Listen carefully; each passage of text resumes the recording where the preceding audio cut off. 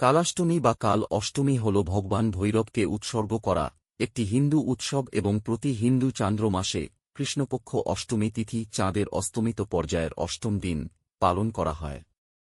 পূর্ণিমা পর অষ্টমী তিথি অষ্টম দিন ভগবান কালভৈরবকে প্রসন্ন করার জন্য সবচেয়ে উপযুক্ত দিন বলে মনে করা হয়।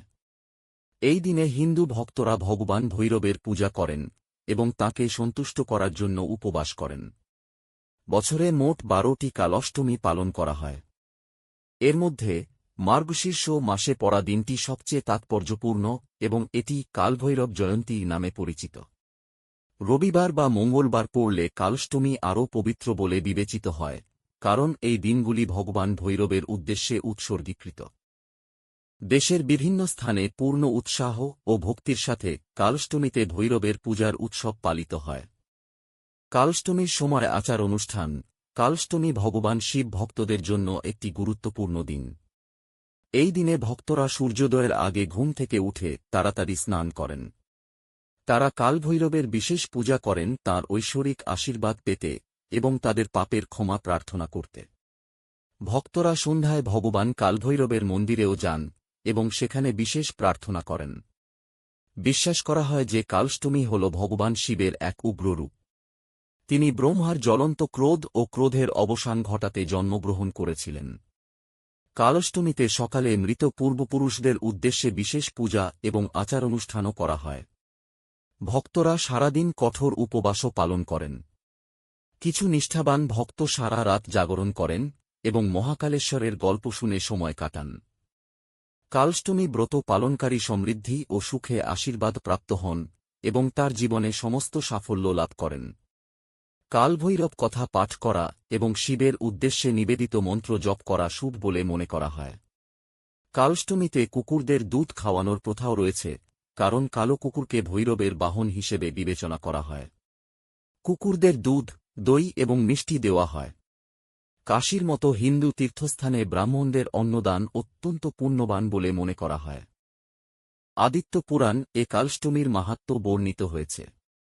কালষ্টমীতে পূজার প্রধান দেবতা হলেন ভগবান কাল ভৈরব, যিনি ভগবান শিবের এক রূপ হিসেবে পরিচিত। হিন্দিতে কাল শব্দটি সময় বোঝায়, যখন ভৈরব শিবের প্রকাশ বোঝায়। তাই কালভৈরবকে কালের দেবতাও বলা হয় এবং শিব ভক্তরা পূর্ণ ভক্তির সাথে তাঁর পূজা করেন।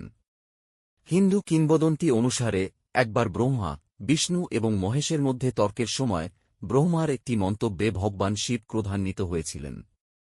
এরপর তিনি মহাকালেশ্বর রূপ ধারণ করেছিলেন এবং ভগবান ব্রহ্মার পঞ্চম মাথা কেটে ফেলেছিলেন।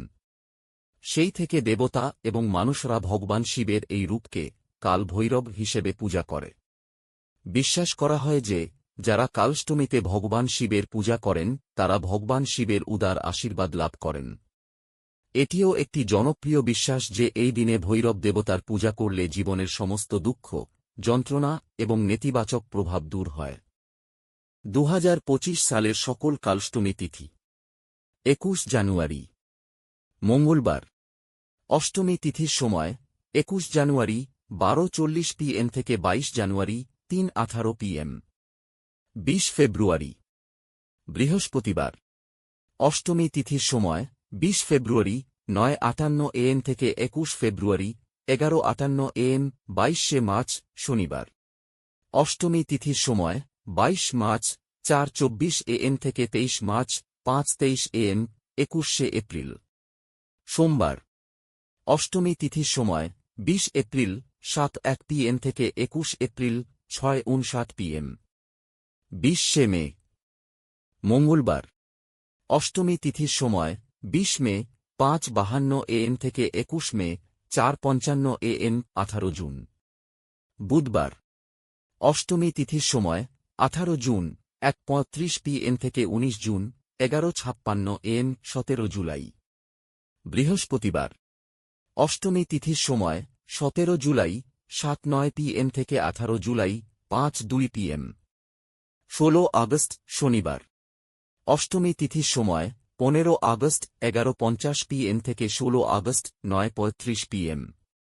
14 সেপ্টেম্বর রবিবার। অষ্টমী তিথির সময় 14 সেপ্টেম্বর 5:04 AM থেকে 15 সেপ্টেম্বর 3:06 AM 13 অক্টোবর। সোমবার। অষ্টমী তিথির সময় 13 অক্টোবর 12:24 PM থেকে 14 অক্টোবর 11:10 AM 12 নভেম্বর। বুধবার। অষ্টমী তিথির সময় 11 নভেম্বর 11:09 PM থেকে 12 নভেম্বর 10:58 PM। 11 ডিসেম্বর। বৃহস্পতিবার। অষ্টমী তিথির সময় 11 ডিসেম্বর 1:57 PM থেকে 12 ডিসেম্বর 2:57 PM।